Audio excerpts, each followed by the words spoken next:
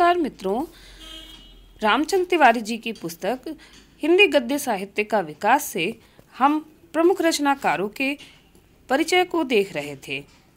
इसी क्रम को आगे बढ़ाते हुए आगे देखते हैं हम वृंदावन लाल वर्मा जी के संबंधित जो भी समीक्षाएं रामचंद्र तिवारी जी की हैं, इसे क्रम से देखते हैं। वृंदावन लाल वर्मा जो एक ऐतिहासिक रचनाकार हैं। श्री वृंदावन लाल वर्मा वर्तमान हिंदी साहित्य के सृष्टाओं में महत्वपूर्ण स्थान रखते हैं। आपका साहित्य आपके सिद्धांतों का मूर्त रूप है।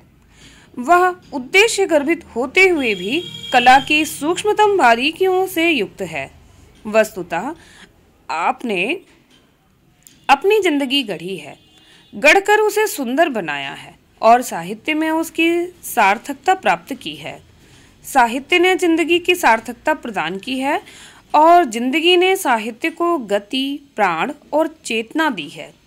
आपका गद्य साहित्य मुख्यतः कहानियों, नाटकों और उपन्यासों के रूप में बिखरा हुआ है। आपने जीवनी और आत्मकथा भी लिखी है। कथ्य लगभग एक ही है। वर्मा जी ने उसे साहित्य के विविध रूपों में आकार दिया है। जीवन के चरण में आप गौतम बुद्ध के जीवन से बहुत प्रभावित हुए थे। उस समय 19 वर्ष की आयु में आपने महात्मा बुद्ध का जीवन चरित्र 1908 ईस्वी शीर्षक से उनकी जीवनी लिखी थी। अपनी कहानी शीर्षक में आपने आत्मकथा भी लिखी है। उसमें आपकी डायरी के अंश, यात्रा वृत्तों और आपको लिखे गए पत्र भी सम्मिलित हैं। इस प्रकार आपने गद्य साहित्य की अनेक विधाओं को समृद्ध किया है। यहाँ हम इन सभी का समुचित विवेचन करना चाहेंगे। कहानीकार वर्मा जी के कई कहानी संग्रह प्रकाशित हैं। आपने 100 से ऊपर कहानियाँ लिखी हैं। कलाकार का दंड 1943 ईस्वी, तोशी 1950 ईस्वी, शरणागत 1955 ईस्वी, अंगूठी का दाम 1957 ईस्वी, दबे पांव 1957 ईस्वी, रश्मि सलिल 1960 ईस्वी आदि आपके प्रसिद्ध कहानी संग्रह हैं। विषय की दृष्टि से आपकी कहानियों को ऐतिहासिक, राजनीतिक, सामाजिक, शिकार संबंधी तथा हास्य व्यंग प्रधान आदि कई वर्गों में रखा जा सकता है। कुछ कहानियां सांकेतिक हैं और उनमें जीवन के गूढ़ मर्म की व्यंजना की गई है।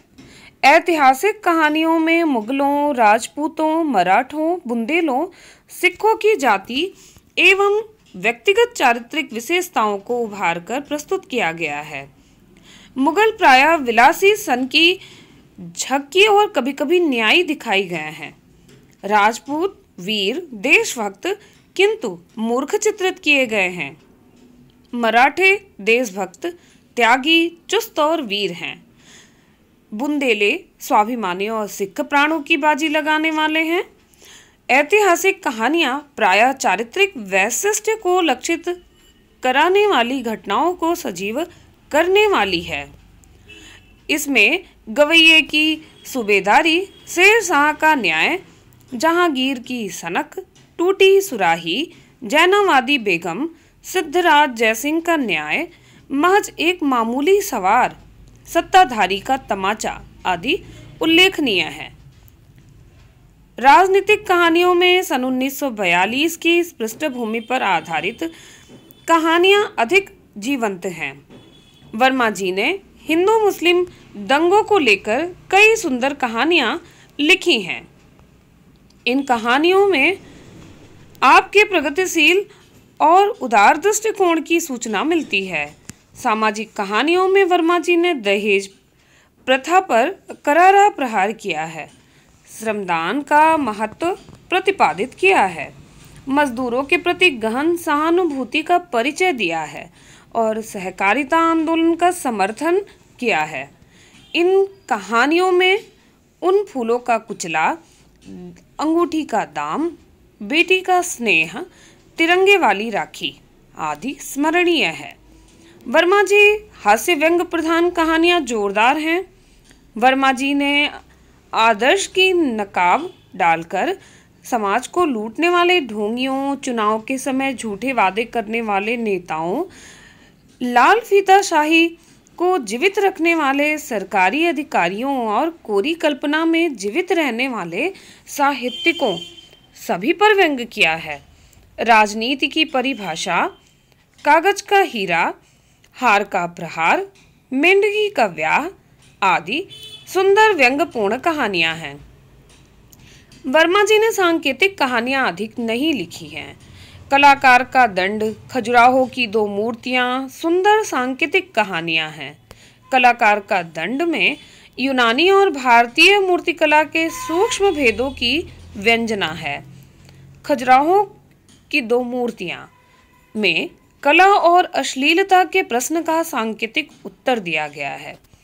वर्मा जी की सर्वाधिक मोहक, जीवंत और विशिष्ट कहानियां शिकार संबंधी हैं।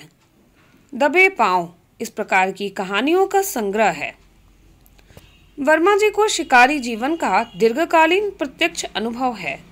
जंगल का वातावरण, जानवरों का स्वभाव, शिकारी की चुस्ती, उत्सुकता, साहस, खतरा आदि का सजीव वर्णन कहानियों की रमणीयता की वृद्धि में सहायक हुआ है।